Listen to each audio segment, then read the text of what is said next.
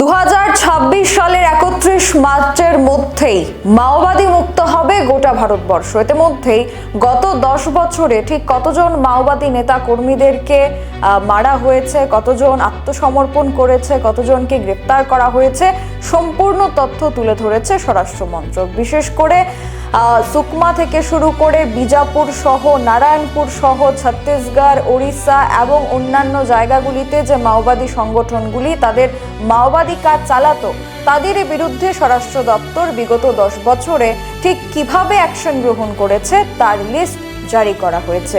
10 বছরে 1861 মাওবাদী নিহত, বিপুল সংখ্যায় আত্মসমর্পণ, পরিসংখ্যান সামনে আনলো কেন্দ্রীয় স্বরাষ্ট্র মন্ত্রক।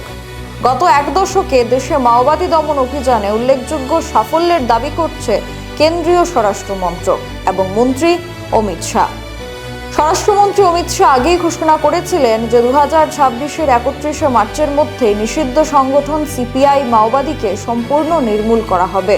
আর এই ঘোষণার পরেও নিরাপত্তা বাহিনীর অভিযান অব্যাহত রয়েছে, তার সম্পূর্ণ তথ্য জানানো হয়েছে। মাওবাদী দমন অভিযানে 2025 সাল সর্বাধিক সাফল্যের বছর হিসাবে উঠে এসেছে। চলতি বছরেই 335 জন মাওবাদী নেতাকর্মী নিহত হয়েছে, আত্মসমর্পণ করেছে প্রায় 2167 জন, যা সর্বকালের রেকর্ড।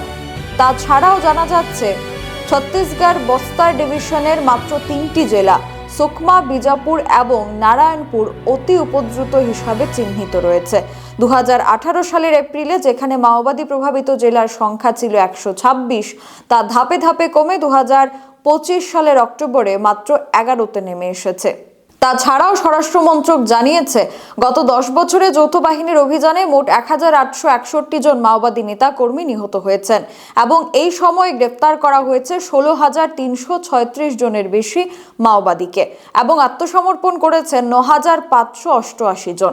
কেন্দ্রের দাবি, ধারাবাহিক এবং সমন্বিত অভিযানের ফলেই মাওবাদী সংগঠনের শক্তি ভেঙে পড়েছে। এখনকার মতো সংবাদ এখানেই শেষ করছি। গুরুত্বপূর্ণ আপডেটস পেতে চোখ রাখুন সোশ্যাল বাংলার পর্দায়। নমস্কার।